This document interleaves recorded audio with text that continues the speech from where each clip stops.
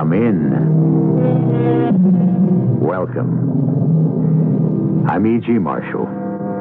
Welcome this time to the world of actuality, but a world more terrifying than any imaginary Gothic romance of witches, ghouls, and goblins. The world of the mind, through whose secret chambers wander shapes and specters whose drives can be as weird, as hair-raising as any ghost story.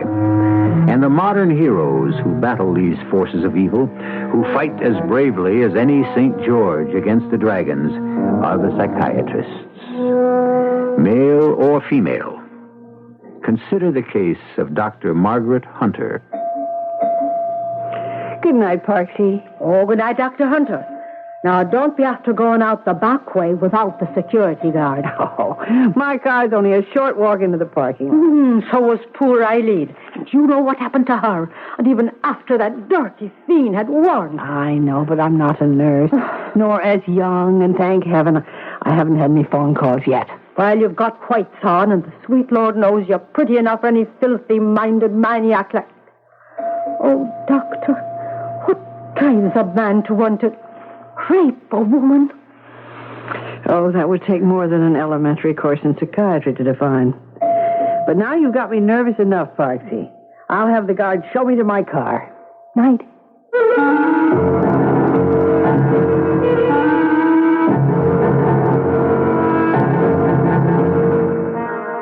Our mystery drama, The Disembodied Voice, was written especially for the Mystery Theater by Ian Martin and stars Celeste Holm. It is sponsored in part by Contact, the 12-hour cold capsule, and Anheuser-Busch Incorporated, brewers of Budweiser. I'll be back shortly with Act One.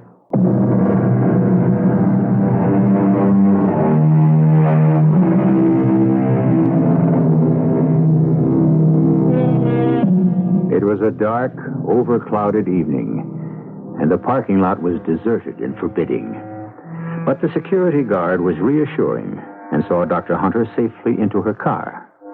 Feeling slightly foolish, she locked her doors from the inside and rode home uneventfully. After parking the car in the basement of her multi-room apartment house, she entered the elevator again, feeling a little foolish at the slight nervousness she felt in the empty automatic elevator. But the elevator took her straight to her floor, and she entered her apartment and closed the door with an unaccustomed feeling of relief and annoyance that the phone was ringing. Hello? Yes? What did you say? Yes, I thought I heard you the first time. Who are you? You're what? Well, really, if you're so desperate, it isn't a woman you need. It's a doctor. After that outburst, I'm quite sure you ought to see me, because I happen to be a psychiatrist, and you're a very sick... Hello? Hello? Damn. Well, Dr. Margaret Hunter, your hand is shaking. What's the matter with you? College? 3 years med school? 7 years residency in psychiatry? And suddenly you're nervous because a man says some, quote, dirty things, unquote, to you over the phone? You should be concerned with the patient and his problem, not yourself. At least this one didn't threaten to kill you after he'd had his way with you. Go to bed. You need some sleep.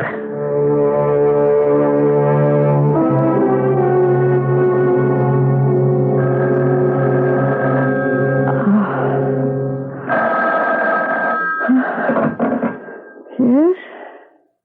Oh, no, not you again. I'm not interested in any further suggestions. Believe me, I know variations you haven't even dreamed of.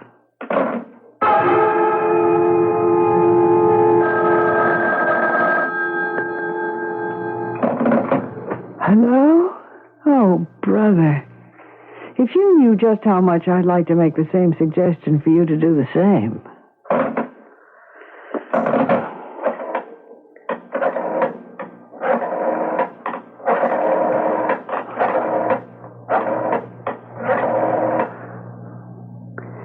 Hello, service. Dr. Margaret Hunter. Intercept all calls and tell the hospital, unless it's an urgent emergency, I don't even want to let them through. I'm bushed. I've got to get some sleep. Thanks, Judy. Good night. If I can sleep now anymore.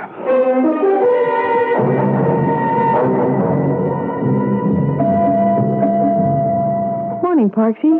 Still on duty? Good morning, Dr. Hunter. Mary Daly called in saying she would be a few minutes late, so I'm still covering. Oh, but you're in early. Yes, I didn't sleep too well. I got some anonymous John on the phone who kept me up most of the night with romantic notions and some others not quite so romantic. Well, now, didn't I tell you? Oh, heaven help us, it'll be the Grim Reaper himself. The who? Well, that's what they're calling him in the tabloids. The one who called up 2 nurses on the phone and then killed them. I think with me he got the wrong number. Did you call the police? I talked to them this morning. They'll contact the phone company and I suppose put some kind of monitor on my line. And they might be able to trace the call. And then they could catch him and put him behind bars. I doubt if that would solve his problem. Well, it would solve yours. Keeping you awake the whole night and scaring you half to death. You know, I'm not so scared as I am bushed. I need help a lot less than the man does. Or the young man I'm going to see now. If only we could find the magic key, Parksy. But what is that now?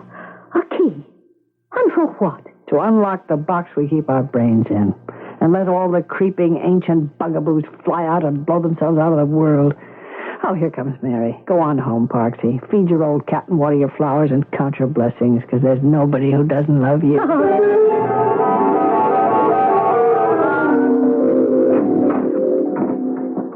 Morning, Larry. Morning. Still feeling totally antisocial? What do you want from me?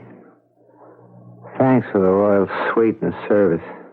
Heavy screened windows, restraining straps on my arms and legs. I guess I'm lucky I'm not in a straitjacket. Well, the nurses tell me you wouldn't stay in bed. They had to put you in restraint. There's no cop outside anymore. I figured I was free to get out of the cage a little. Well, I persuaded the police you didn't need a guard.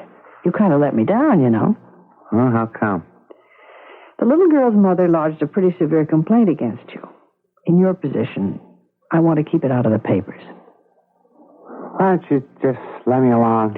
Larry, you're going to have to answer for what you did. If I can tell them the why, or understand the why, you may not have to be locked up. Look, maybe I need a shrink, but I don't need a dame. I know you're ashamed of it, and can't face yourself, and would like to work out your hostility on someone, anyone, to try to wipe out your shame, but it won't work that way. You want to make one deal? What?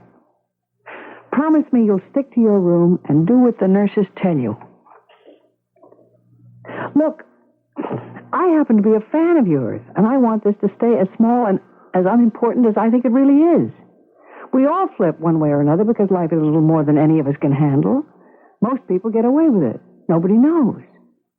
You're not most people. And with you, if anybody knows, the world knows. You don't want that.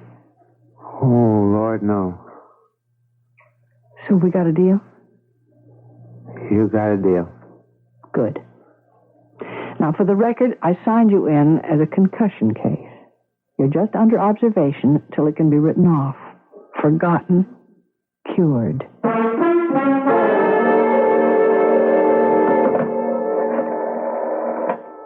Dr. Hunter here. I'm on my way home. Do me a favor. Call my telephone service and tell them. I'm so pooped I haven't even the strength to dial.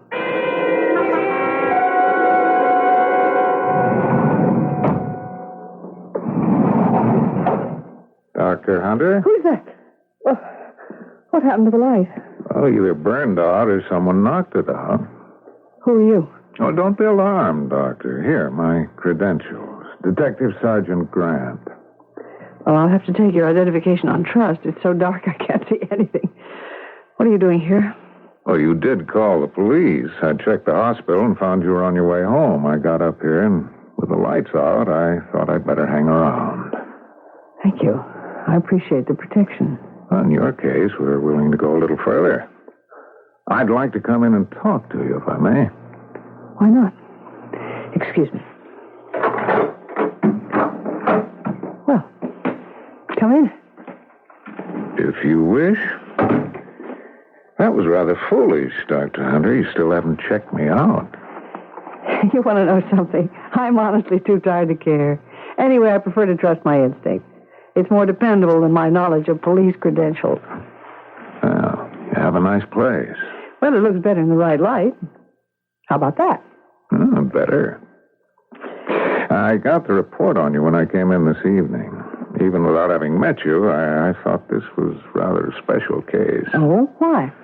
Well, first, because your caller may be a man I'm sure you've read about in the papers.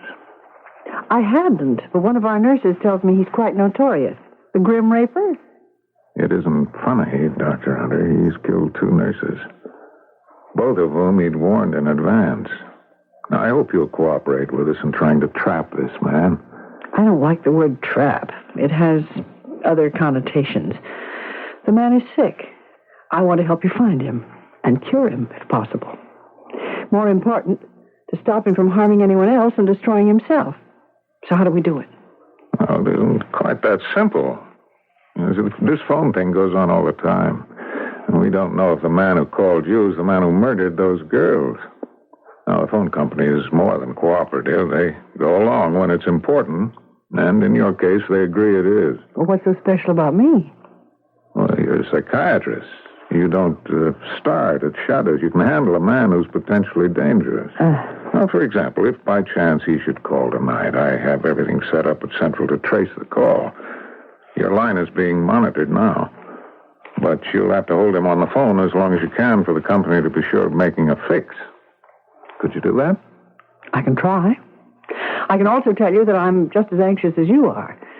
But I don't think my man has any connection with your Grim Raper. How do you know? I don't know. It's instinct. I just think the man who called me was no run-of-the-mill psychotic. I've got the feeling that he was, or is, a man with a temporary aberration. Wasn't it about this time that he called you last night? Yes. It's someone who knows your habits, has some idea of your schedule. Midnight. Is that about when he started last night? Yes, but it could be the hospital. Now, wait, as long as we dare. My service picks up after 4 rings. You have an extension in the kitchen? Yes. Okay, pick up. I'll get on the extension. Hello? Hello, my lovely. This is your unseen admirer.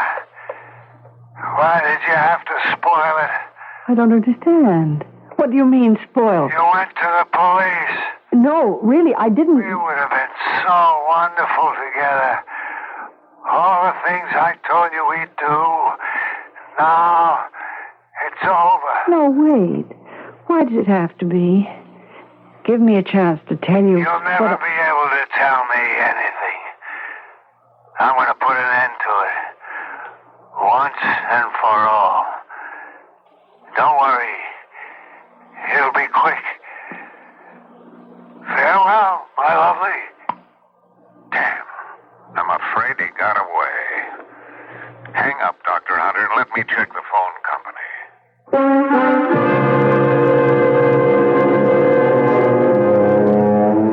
I'm going to put an end to it once and for all. An end to what? To the obscene and furtive phone calls? Or does he mean to Dr. Margaret Hunter's life? I'll return shortly with Act 2.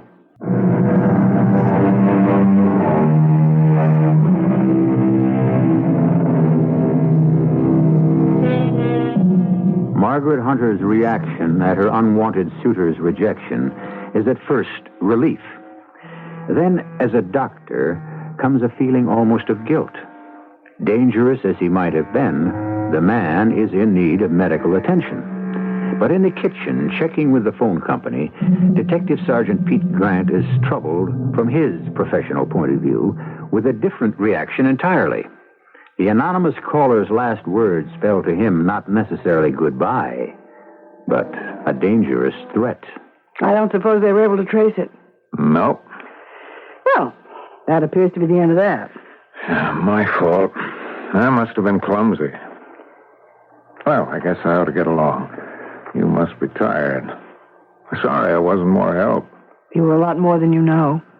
Even though my conscience bugs me a little, I'm glad it's finally all over. kind of a spooky experience. Look, can I offer you a drink? Yes. I mean, well, I don't want to scare you, but... But what? You may not be out of the woods yet. Anyway, I'm taking no chances till you are. Would you answer me a question? If you let me take the couch, it would be a welcome switch. You can have the chair. Now, the voice was disguised, of course, but are you sure it couldn't have belonged to anyone you know? Quite sure. Well, as sure as I can be. I mean, I'm reasonably certain it doesn't belong to any of the friends I have. How about patients? Well, life has a way of going in cycles. There aren't any male patients that I'm treating at the moment whose disturbances would drive them in this direction. Yes? There's one boy at the hospital, but... What's his diagnosis? More or less a classic manic depressive. Well, could he have been the one who called you? I don't think so. Who hospitalized him? When? What was the reason? I don't want to talk about that boy. Why? Well, he's quite a famous athlete. And this is the first time he's done anything like this. He comes from quite a troubled home, and his first chance at making a solid life for himself has been through his athletic prowess. He's with one of our local teams, and if the story ever gets in the press, his career will be, well, if not over, it will be certainly over in this town. And he broke the law, right? Police case? Yes. He's on our detention floor for observation. Except I persuaded them to leave the police guard off. Why? I want a cure, not a conviction. Even the little girl's mother didn't want to press charges. The child was too young to have been affected by it. I made sure of that. What was the guy on the police blotter for? Well, nothing very pretty to have on your record.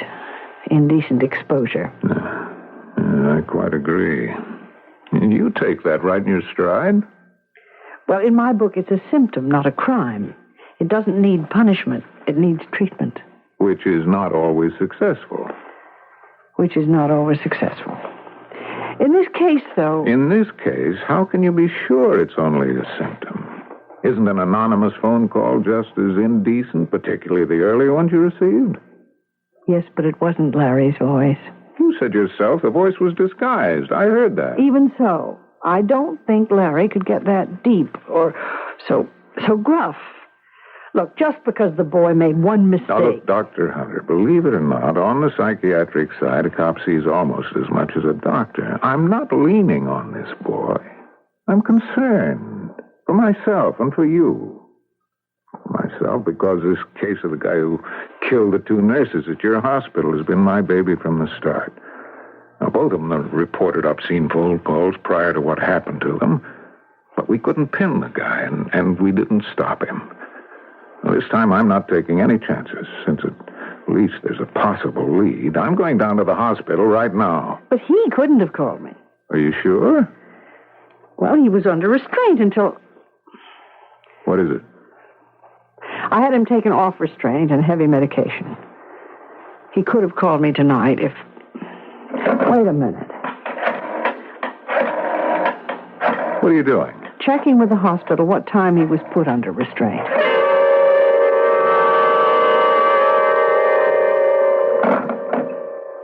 So it couldn't have been Larry. Impossible.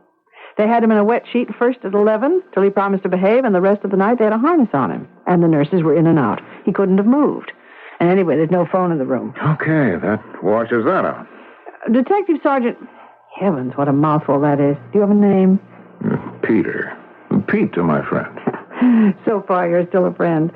But speaking of being washed out... I know, Doctor, but I'm not quite ready to leave yet. Why not? Because you're too unconcerned for your own good. Now, what does that mean?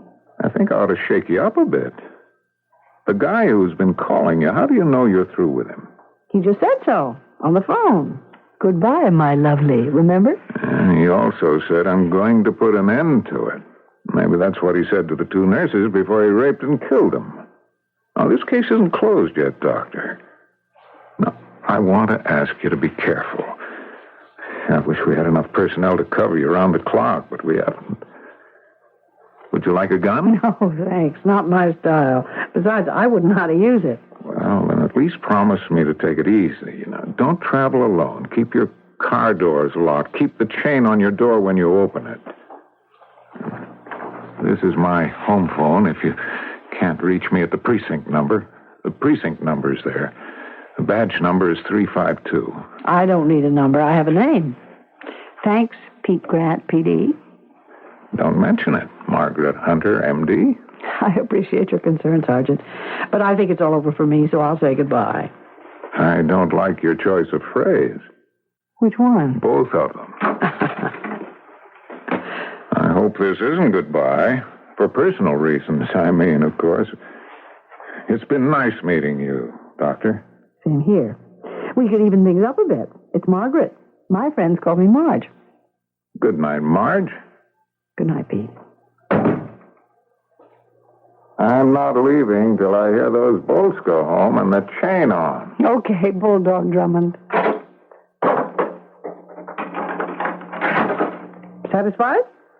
For tonight, anyway. You should have listened more closely to your mother, Marge. A policeman is your friend.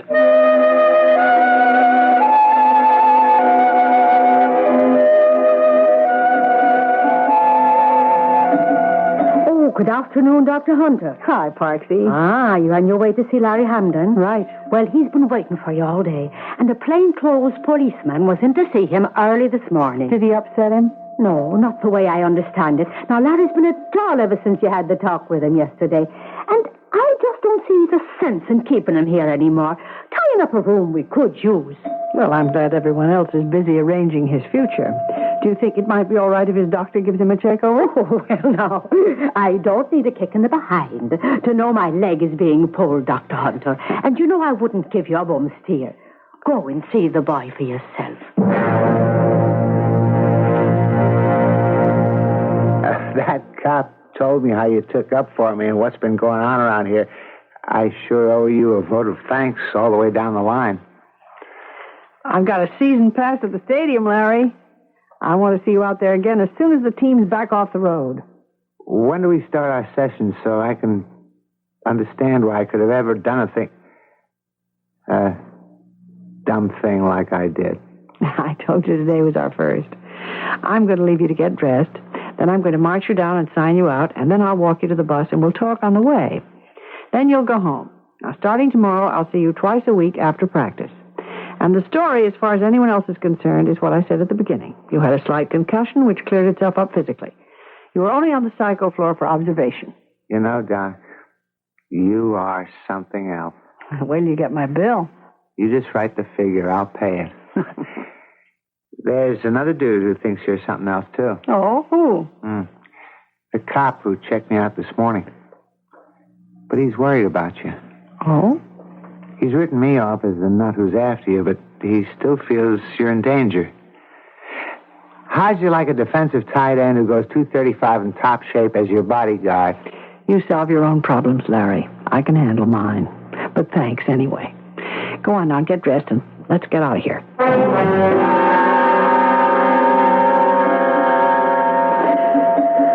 Dr. Hunter, I'm going home. I don't expect to be taking any calls, but you leave me live till I cut you off. If I don't answer by 4 rings, forget it and just take the message. That's right. No, if I don't answer, I'm out and can't be reached. Thanks, Judy. Night. Oh, Dr. Hunter. Yes? Well, I wonder, would you mind, could you help me back to bed? Why, of course. Where's your room? It's just down the hall. Oh, I appreciate this. I just guess I'm not quite as strong as I thought I was. I just had a baby, you know. Congratulations. Oh, this is my room. Now, if you could just help me into bed. Use the step. Uh-huh. Here we go. Oh, There. oh, thank you. That feels good. My husband's coming to see me any minute now, and I wanted to be on my feet. Well, no sense in hurrying it. I'd like you to meet him. Well, it's rather late, and Oh, you don't recognize me, do you? Should I? You do seem a little familiar somehow, but I'm afraid I so seldom get to the maternity pavilion. No, you wouldn't know me from here. Well, it's just that I live in the same apartment building as you. Oh. Yeah, my name is Louise. I'm Mrs. Charles Benson. Well, how do you do? I should apologize, but I'm afraid I'm a typical cliff dweller. I'm there so little, I don't know any of my neighbors. Oh, that's all right that you're a busy doctor. And, well, we don't even live on the same elevator bank, but, well, you're like well-known. I mean, a woman psychiatrist and all. And, well, I'm just glad that I have the chance to say hello. Me too. I wish you could wait to say hello to my husband. He's the one first pointed you out. Well, I wish I could too, but I've had a long day, and I really must get home. Tell your husband I'm sorry I missed him. Here he is now. Charles, will you look who helped me back into bed? Dr. Margaret Hunter from our old building. Well, how do you do, Mr. Benson? I know. My congratulations on your new baby. And now I really have to run. But Charlie, what's the matter with you? Has Cat got you down? I'll leave you two alone. Charlie, that wasn't very polite. Hello, my lovely. Don't you look wonderful? What? Hello, my lovely.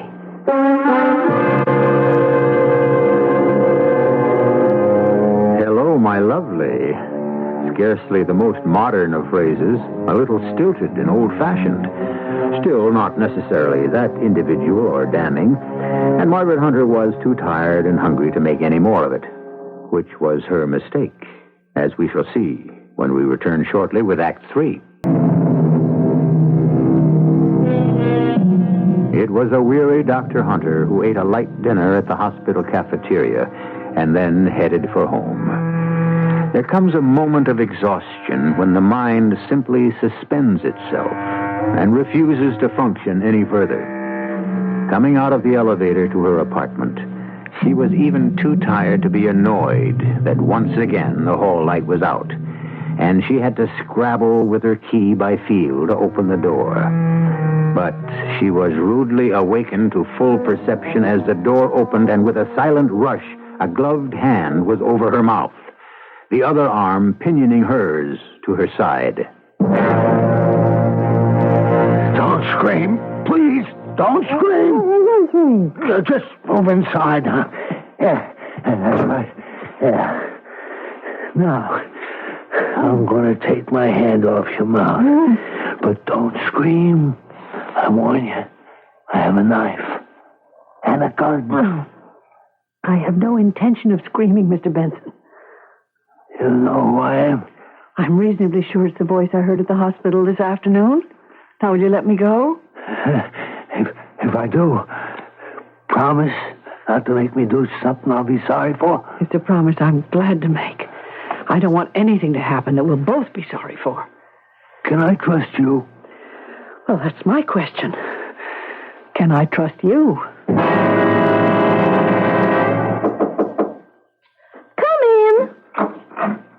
Mrs. Benson? Yes. My name is Pete Grant. I thought I might find your husband here. Oh, Charles was here, but he left early. He had a lot of work to catch up on. Are you from his office? No, I have some business with him. When did he leave? Oh, about an hour ago. I could call him at the house. Oh, that's all right. I can catch him some other time. Or call him myself. I'm sorry to bother you. Oh, it's no bother. I wish you could stay and chat. I wish I could, too, but this is a busy evening for me. Excuse me.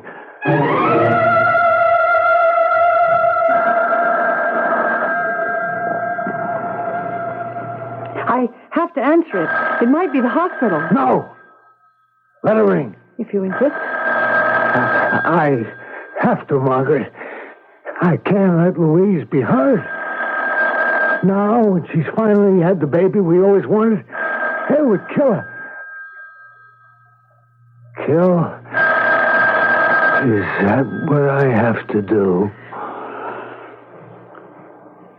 What? Why did it stop ringing? Why did the phone stop ringing? I have a service that intercepts. If the phone rings? Yes. And that means you're not home. Good. It'll give us a little time together before... It'll give us time. Look, Service, I'm calling from the hospital. Oh, I understand, but this is police business. Oh, I don't care what Dr. Hunter told you. You keep ringing her till you get through to her. Yes, I'll hang on.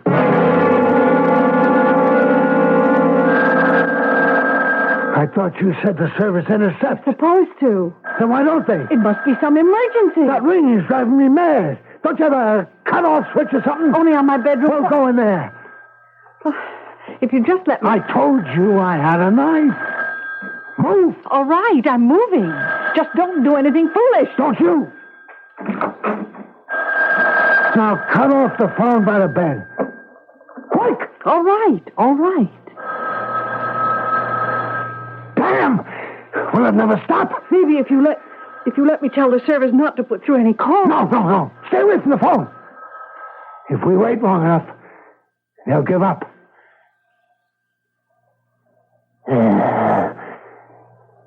That's better. I thought you'd never know who.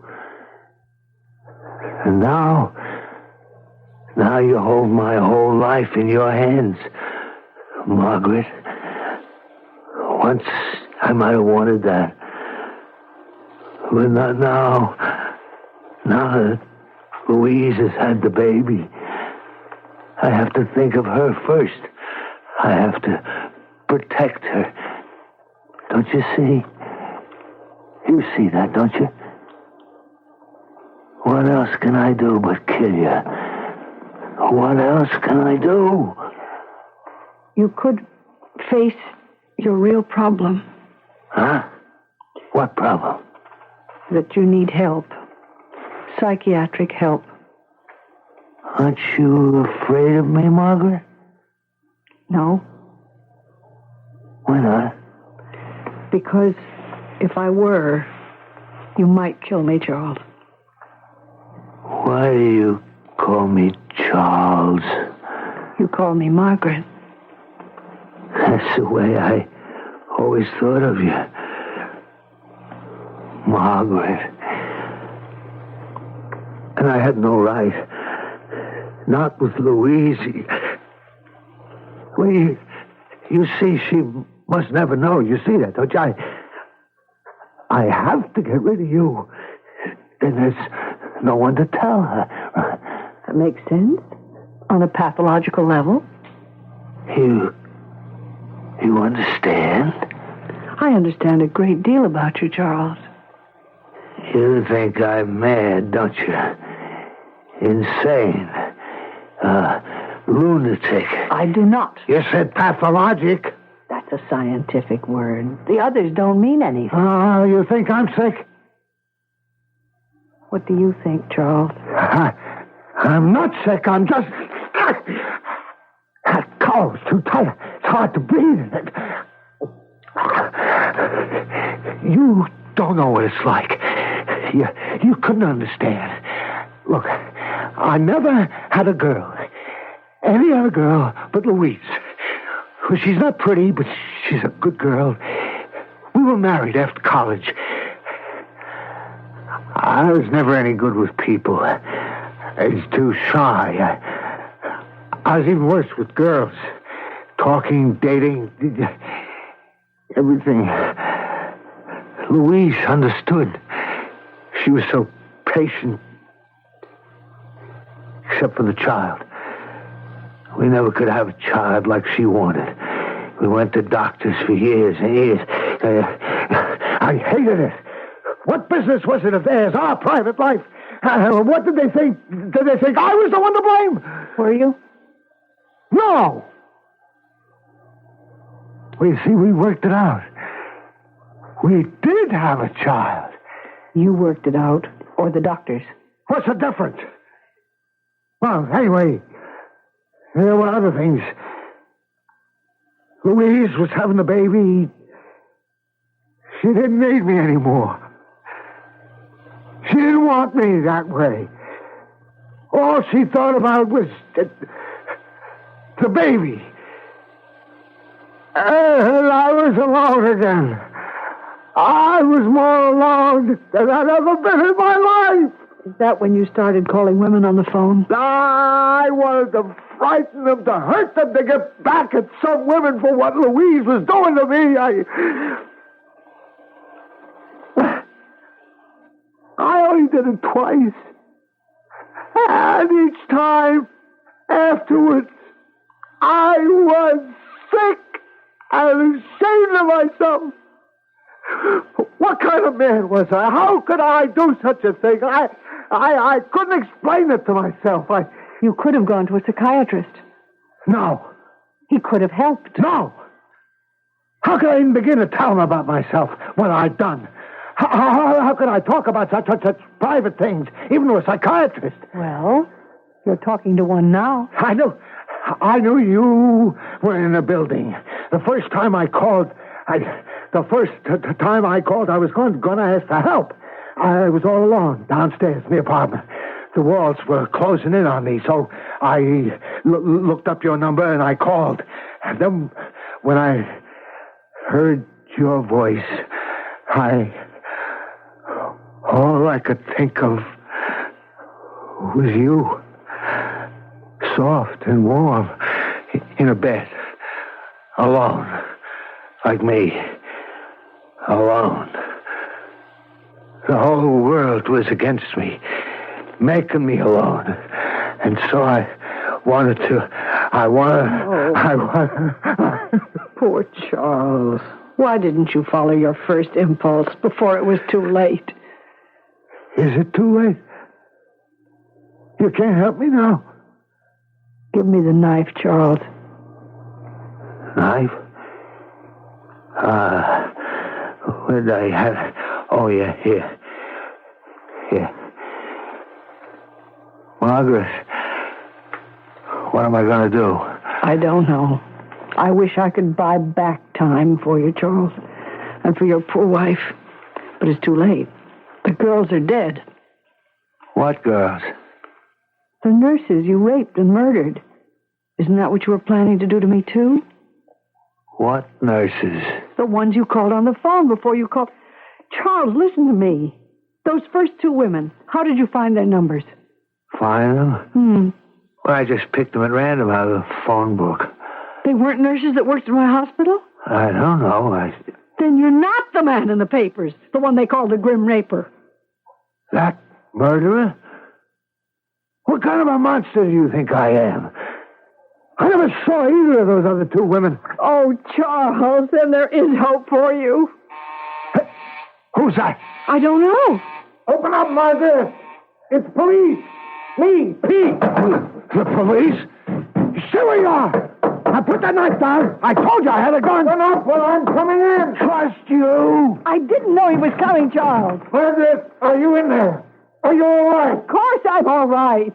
I'm warning Benson. If he's in there with you, there are three of us, and we're all armed. Now, I'll have to kill you and myself. Oh, don't be a silly boy, Charles. Give me that gun.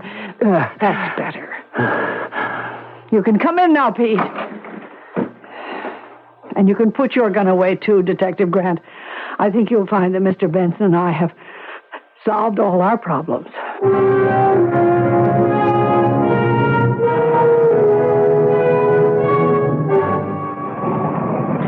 Home, sweet home. The candle in the window still isn't burning very bright. Oh, you mean that bulb. I'll get the super to replace it in the morning. I wonder if Benson was responsible for that. Oh, let's not blame any more on him. Blame? I'd like to have given him one good shot for putting you through what he did. Lady, you sure have guts. How did you happen to come charging up like St. George in time to save the lady from the dragon? Oh, that's simple. I got interested from the very beginning in the case. Oh? Now, once we picked up the other guy this morning, the one responsible for the nurses, I got to thinking about you. The case, I mean. How did the guy know you'd called the police in? Unless it was someone right in the building. So I ran a building check and came up with three possibles. Three possible what? Lone birds who might take a notion to make naughty phone calls. Singles. One, salesman out of town. Two, A guy who's MC at a nightclub and was in the middle of his act when the phone call came the night I was here. So, it looked like it had to be number 3, Benson.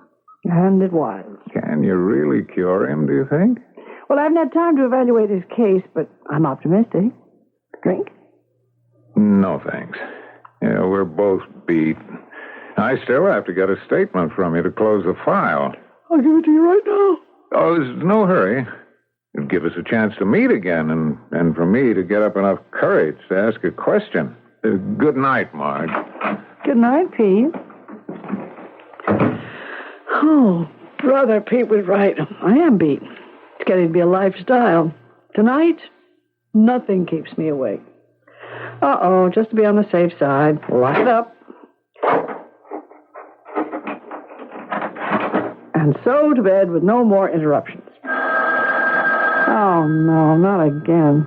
There can't be any more left. Hello? Marge, it's Pete. Calling from the lobby. Did you lock up? Yes, sir. I thought maybe I'd better ask my question tonight. All right. What is it?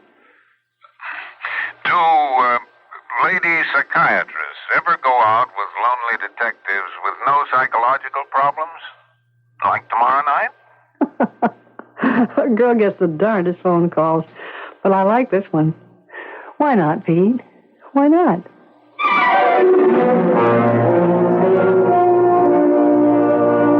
A trip through the haunted hallways of the mind. I wonder if Dr. Margaret Hunter ever located the golden key in Charles Benson's case. Now that's interesting. I wonder also if men ever receive obscene phone calls from lonely ladies. Only one way to find out. I'll let you know when I return shortly.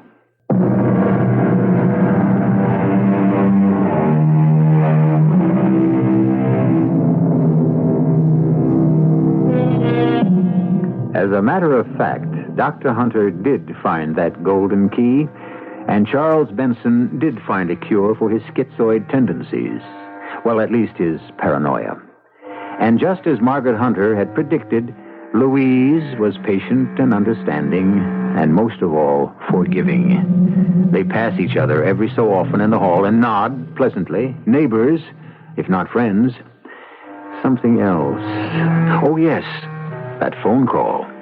Just a wrong number. Still, for a long while, every time I pick up a phone, and perhaps you too, will have just a momentary flutter of butterflies under the heart. Our cast included Celeste Holm, Wesley Addy, Robert Dryden, and Mildred Clinton. The entire production was under the direction of Hyman Brown. And now, a preview of our next tale. And we are left with all the dirty work. What do you mean? The time has really come for you to stop asking the very answerable question. In the name of medicine and research, we gather bodies, right? Using already dead flesh, which can render up to us secrets of how to handle living flesh, is not a valid crime. On that basis, you have an argument. If the flesh is already moribund, but body snatching is a rewarding crime, and if there is no dead body to snatch, with the kind of man who plies this trade, do you think he would hesitate to wait for the flesh to die if his source of supply ran low? Oh, good Lord, what are you saying? Oh, don't pretend innocence. If your conscious brain will not admit the truth, your subconscious one knows it. And you signed for the bodies tonight. Radio Mystery Theater was sponsored in part by Buick Motor Division. This is E.G. Marshall inviting you to return to our Mystery Theater for another adventure in the macabre. Until next time, pleasant dreams.